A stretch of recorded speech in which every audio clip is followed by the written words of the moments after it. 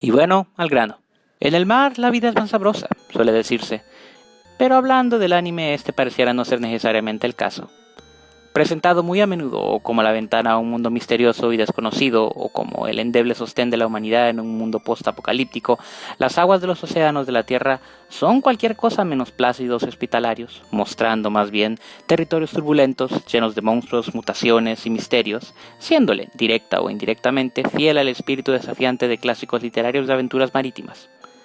Los trabajos a reseñar en esta ocasión, pese a tener al océano de telón de fondo, no podrían ser más disímiles, tanto en extensión, como en desarrollo, como en la idiosincrasia generacional permeándolos, o como en general la forma de abordar sus respectivas tramas. Parte 1. Fushigi no Umi no Nadia es algo así como la versión 0.1 del sello experimental por el que Gainax llegaría a adquirir renombre durante la década de los 90, específicamente a través de la creación de Shinseki Evangelion, por muy irónico que esto suene saliendo de mi boca.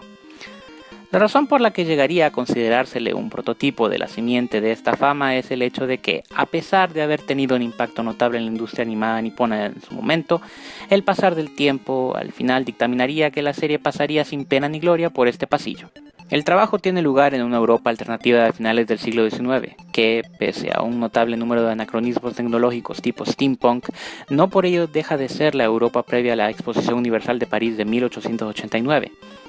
Este mundo cambiante, que se debate entre lo antiguo y legendario y lo progresivo y revolucionario, es atestiguado por los antagónicos ojos de los protagonistas de la historia.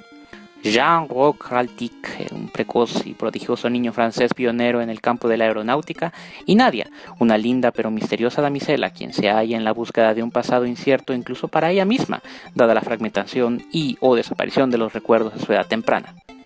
Pero los mundos de esos menores no chocarán solos, y a la colisión se unirán principalmente el equipo rock, la mafia italiana, el Capitán Global, no, quiero decir el Capitán Nemo y la tripulación del submarino Nautilus, importante punto al cual pienso volver en breve, y finalmente, las fuerzas de la denominada Neo Atlantis, cuyo rol antagónico se resume en erradicar a la, a su ver, inferior raza humana, trayendo consigo el resurgimiento del legendario imperio atlántico a la Tierra.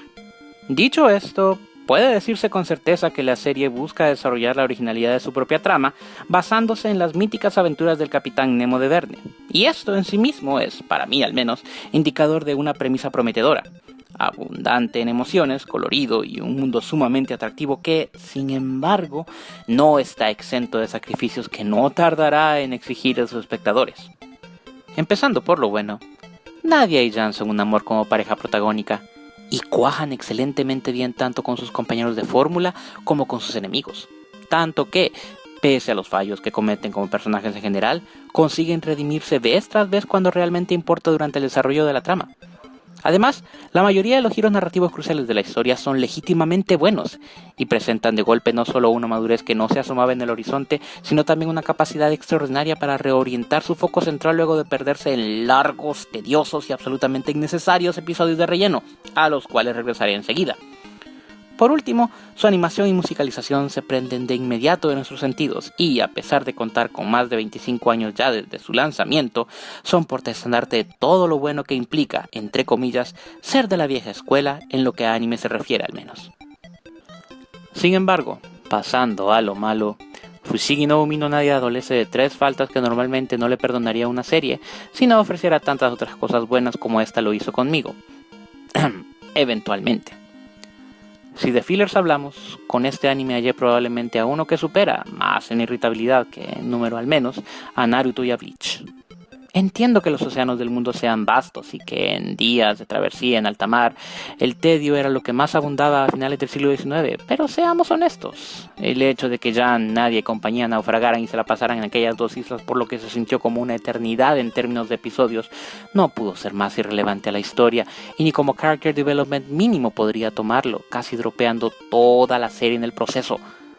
Además, la constante mojigatería tree hugger de Nadia la hace ver casi a cada rato como una especie de Nausicaa de cuarta, combinando lo peor de ser tsundere con una fuerte dosis de vegano y ecologista, desperdiciando a un personaje que, en teoría, merece ser más y mejor recordado por quienes gozamos con sus otros momentos disfrutables. En tercer lugar, caramba, Si bien es cierto que Julio Verne fue todo jumping the shark con sus novelas en su momento, vaya manera la de Anno Hideaki de tomarse libertades creativas con las ya sorprendentes efemérides de Nemo, metiendo en la ensalada reacciones nucleares, naves espaciales y ballenas telequinéticas también. ¿Por qué demonios no?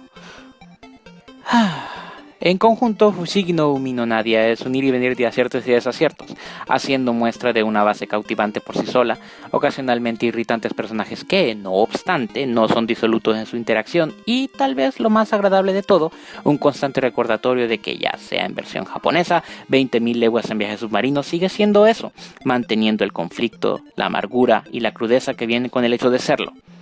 No obstante, cuando este anime pierde el curso en alta mar, lo hace, más que con ganas, de manera literal, enfrascándose en minucias sentimentales y humoradas que de hecho ya hacían acto de presencia lo suficiente en la trama principal y honestamente a nadie le importaban un comino. Y aún así, amiguitos, lo confieso, ¿cómo podría enojarme con esta serie? Es un placer culpable para mí, por los siguientes motivos. 1. En esencia, sabe recrear bien, cuando tiene los pies sobre la tierra al menos, es decir, el espíritu indómito del mundo occidental en el umbral de la modernidad, ora ingenuo, ora voraz, reconociendo los orígenes de su primitivismo pero sin dejar de ambicionar a la vez, siendo una romántica máquina de suplicio. 2. La serie realmente no se rinde hasta el final, pese a sus grandes fallos en el proceso creativo, y sabe, en verdad, darle a la historia un sentido de cierre real, tanto a gran escala como a nivel individual con sus personajes, mostrando decencia narrativa básica dentro de todos los disparates que se echó. Y 3. La combinación que ya ni nadie hacen sabe dar en el clavo conmigo, pues es, por encima de tierna y sensual, como ocurre con la mayoría de parejas protagónicas hoy en día, dispareja, sin escatimar detalles a la hora de mostrarnos todas las dificultades en la realización de un romance entre seres que se hallan en extremos tan opuestos de la cancha.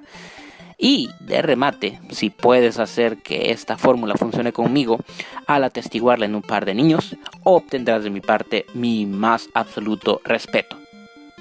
Parte 2. Suicide no Gargantia experimenta una radical desviación en su trama desde el mismísimo primer episodio, pasando de ser algo similar, en la superficie al menos, a Sidonia no Kishi, a una versión anime de la atracción temática, del filme Waterworld. Los protagonistas de este encuentro de dos mundos diametralmente opuestos en idioma, tecnología e idiosincrasia son Dedo y Amy, representando el primero al futurista y pragmático lado del trabajo, en donde la humanidad ha dejado la Tierra para habitar el espacio exterior, y la segunda al escenario post-apocalíptico en el que se desarrolla la trama, en donde la humanidad se ha estancado como especie, deteniéndose el desarrollo social para darle prioridad a la búsqueda, al trueque y a la supervivencia. Dedo, en plena batalla en algún lugar del universo en contra de la que se supone se ha convertido en la raza depredadora némesis de la humanidad, los Hidias, es puesto fuera de combate y navegando a la deriva durante 6 meses mientras es mantenido con vida por el sistema de supervivencia de su robot de combate, Chamber, va para la mismísima cuna de la civilización humana, es decir, al planeta Tierra, el cual, aunque poblado, se halla en una zanja evolutiva que combina mentes pre-revolución industrial con tecnología característica del siglo XX. A la cabeza de esta se encuentran, por supuesto, barcos cargueros impulsados por motores de vapor compuestos. Como ya antes dije, esto a secas se oye muy interesante y de hecho al principio parece funcionar, pero el potencial de la premisa se ve coartado acá por un factor tan dañino como los fillers, pero de carácter expedito: la mediocridad, que es igual a decir, la simpleza no es sinónimo de desgana. Ignoro con qué mentalidad Urobuchigen pretendió desarrollar Suicide no Gargantia, pero no me extraña que a la larga no salga a la superficie en círculos de anime, pasando a lo sumo a un nivel por encima del promedio, y principalmente por parte de quienes la vieron con una óptica más optimista. Suicide no Gargantia promete, desde su inicio, culture shock entre dos lados opuestos de la misma especie. Y eso entretiene, sí, mientras, supuestamente, se trabaja de forma paulatina en el plot mayor que hizo que Dedo naufragar hacia la Tierra, hasta que se descubre que esto sucede de forma superficial y muy al paso, como si en Production IG se hubiera dicho, con más de medio camino recorrido ya, en medio de una intoxicación de fanservice e insignificante interacción afectiva entre Dedo y Amy. Ah, sí, teníamos el hablar de los Hidias pendiente, ¿verdad? Pues bien, antes de pasar a eso deben tener algo muy en cuenta, amiguitos. Esa parte del trabajo tampoco funciona. Redo es demasiado lacónico debido al pragmatismo de su crianza como soldado, y Amy porta estandarte de lo que significa ser un espíritu libre y feliz. Y este contraste podría funcionar si se propiciara entre ambos un intercambio de emociones menos forzado por todo y todos a su alrededor que como algo natural y espontáneo. Esto requiere de, o A, una secuencia de eventos más relevante en un espacio de tiempo limitado, o B, un número mayor de episodios para consolidar el desarrollo del elenco principal. Dicho de otro modo, al no decantarse por completo ni por el character development ni por el eje central, aunque el trabajo para la conclusión se desgarra las vestiduras mostrándonos el irónico origen de los Hidiaz y el aún más irónico conflicto que llevó a la humanidad al espacio contra estos, la trama ya nos vale nabo. Ver a Chambers ser usado como máquina traductora y como, entre comillas, extractor de jugos hácelo todo es gracioso, sí, pero a nivel de anime corto tipo Make, y no llevando la serie a cuestas la responsabilidad de tratar interesantemente una guerra intergaláctica total en el que solo puede preverse la erradicación de un bando u otro. Es más, este exterminio es tan agudo en impacto visual y psicológico como el susodicho fin del mundo de Setsuen no Tempest. Pero de eso ya hablaré en otra ocasión.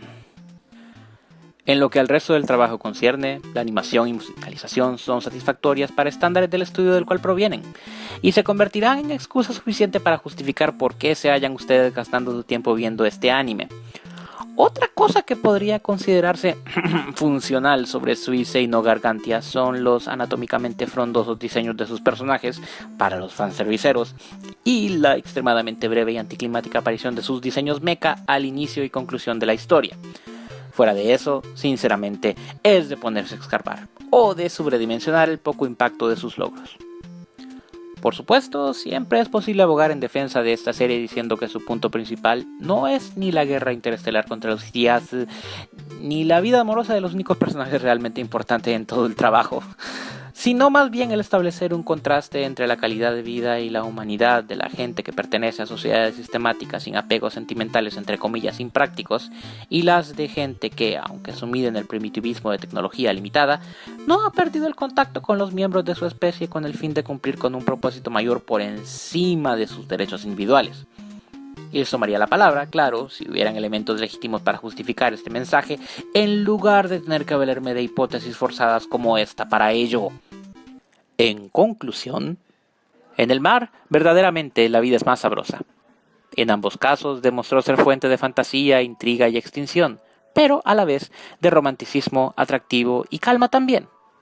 En el caso de Fushigi no Umi no Nadia, pese a ponerse a divulgar la narrativa en más de una ocasión en literales inutilidades,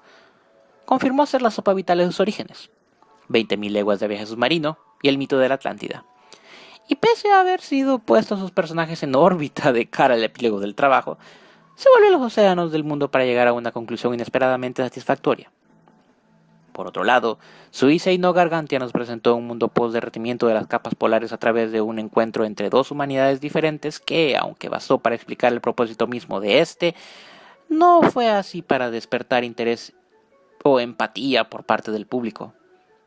No es ni el peor ni el más desperdiciado de los animes existentes, pero honestamente yo guardaría mis expectativas para animes a los que se les haya puesto mayor esmero.